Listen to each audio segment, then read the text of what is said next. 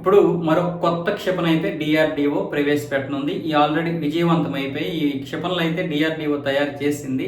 ఈ యొక్క క్షిపణి ఏదైతే ఉందో ఇది గనక విజయవంతమైతే ఈ క్షిపణుల్ని ఇప్పుడు భారత రక్షణ రంగంలోకి అయితే దింపుతారన్నమాట. ప్రస్తుతానికి ఈ భారత రక్షణ రంగ పరిశోధన సంస్థ అయినటువంటి డిఆర్డిఓ ప్రతిసారి కూడా కొత్త కొత్త క్షిపణుల్ని, ఎందుకంటే ఇప్పుడు ప్రపంచ దేశాలతో పోటీ పడే విధంగా పక్కనే ఉన్నటువంటి పాకిస్తాన్, చైనా లాంటి దేశాలకి ధీటుగా సమాధానం చెప్పడానికి డిఆర్డిఓ నిరంతరం పనిచేస్తుంది. అందులో ఇప్పుడు ప్రళయ్ అనే ఒక కొత్త క్షిపణిని అయితే ప్రవేశపెట్టారు. ఇది 150 కిలోమీటర్ల నుంచి 500 కిలోమీటర్ల రేంజ్ వరకు ఖచ్చితమైనటువంటి లక్ష్యాన్ని అయితే చేరుకుంది. నిన్న 28వ తారీఖు, ఈ రోజు 29వ తారీఖున ఒరిస్సాలో ఉన్నటువంటి అబ్దుల్ కలాం గారి దీవులోనైతే వీటిని పరీక్షించారు.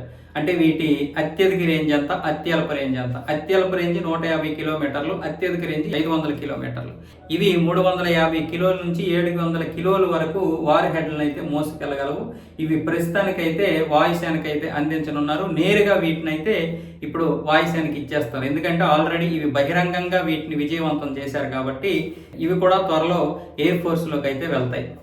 ఇవి శత్రు దేశాల యొక్క కమాండ్ సెంటర్లు అలాగే లాజిస్టిక్ హబ్స్ను అయితే ధ్వంసం చేస్తాయి.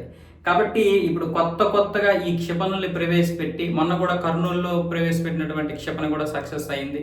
ఇప్పుడు ఈ క్షిపణి సక్సెస్ అయింది. అలాగే ఇప్పుడు కొత్తగా మరికొన్ని అయితే ఆర్మీకి ఇవ్వడం జరిగింది. ఇలా డిఆర్డిఓ సొంత సాంకేతికతని అభివృద్ధి చేస్తూ కొత్త క్షిపణుల్ని చాలా తేలికపాటి స్వల్ప శ్రేణి బాలిస్టిక్ క్షిపణులు ఇలాంటివి తయారు చేయడం వల్ల చాలా తొందరగా యుద్ధాన్ని ముగించవచ్చు లేదా యుద్ధాన్ని చేయొచ్చు అనమాట. ఎవడైనా సరే మన మీద దాడి చేయాలనుకుంటే పెద్ద ప్రాసెస్ ఉండదు, వెంటనే చేసేవచ్చు మనం.